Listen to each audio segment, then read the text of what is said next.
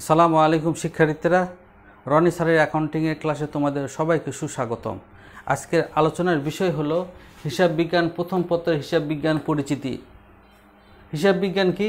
হিসাব বিজ্ঞান হলো এমন একটা তথ্য ব্যবস্থা, ইনফরমেশন সিস্টেম।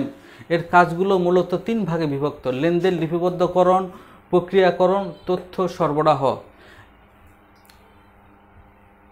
ব্যবসায়ের ভাষা হলো হিসাব বিজ্ঞান। মানুষ যেরকম ভাষার মাধ্যমে মনের ভাব প্রকাশ করে, তেমনই হিসাব বিজ্ঞান ডেবিট, ক্রেডিট, জাবেদা, খতিয়ান, রেওয়ামিল ইত্যাদি শব্দ দিয়ে ব্যবসায়ের আর্থিক অবস্থার চিত্র প্রকাশ করে। তাই বলা হয় হিসাব বিজ্ঞান হলো ব্যবসায়ের ভাষা। তারপরে হিসাব বিজ্ঞানের উদ্দেশ্য হলো দুই ভাগে ভাগ করা হয়েছে: মৌলিক উদ্দেশ্য আর সহায়ক উদ্দেশ্য। মৌলিক উদ্দেশ্য কি? লেনদেনগুলোকে ধারাবাহিক ও সুষ্ঠুভাবে লিপিবদ্ধ করা, ব্যবসায়ের আর্থিক অবস্থা প্রকাশ করা আর আর্থিক অবস্থা বিশ্লেষণ করা। সহায়ক উদ্দেশ্য কি? দুতরফা দাখিলা পদ্ধতিতে রেওয়ামিলের মাধ্যমে গাণিতিক শুদ্ধতা যাচাই, ভুল ত্রুটি ও জালিয়াতি রোধ করা, ভবিষ্যতে নীতি নির্ধারণে সাহায্য করা। এরপর কি? হিসাব তথ্যের ব্যবহারকারী। এটা খুব গুরুত্বপূর্ণ। অভ্যন্তরীণ ব্যবহারকারী আর হলো বহি ব্যবহারকারী। অভ্যন্তরীণ ব্যবহারকারী কারা? যারা প্রতিষ্ঠানের ভিতরে, তারা অভ্যন্তরীণ ব্যবহারকারী, যেরকম মালিক, ব্যবস্থাপনা কর্তৃপক্ষ, কর্মচারী, অভ্যন্তরীণ নিরীক্ষক।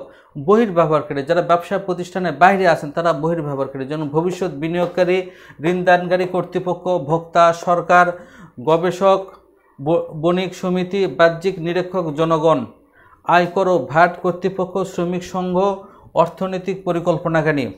হিসাব বিজ্ঞানের উৎপত্তির ক্রমবিকাশ। সভ্যতার সূচনা থেকে এর উৎপত্তি।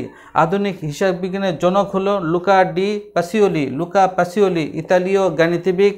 1494 সালে তিনি একটা গ্রন্থ লেখেন। গ্রন্থের নাম কি? সুম্মা ডি এরিথমেটিকা জিওমেট্রিয়া প্রপোর্শনালিটা নামে গ্রন্থ লেখেন। সেখানে হিসাব রক্ষণের মূলনীতি, দুতরফা দাখিলা, ডবল এন্ট্রি সিস্টেম তিনি ব্যাখ্যা করেন। তো এখন এখানে গুরুত্বপূর্ণ বিষয় হলো এটা যে এই যে এখান থেকে একটা এমসিকিউ আসে। সালটা মনে রাখা, 1494 সাল। ইতালীয় গণিতবিদ। কোথায় হলো হিসাব বিজ্ঞানের উৎপত্তি স্থল? ইতালি। তারপর হিসাব বিজ্ঞানের জনককে লুকা প্যাসিওলি। আর হলো গ্রন্থটার নাম মনে রাখা, সুম্মা ডি এরিথমেটিকা জিওমেট্রিয়া প্রপোর্শনালিটা।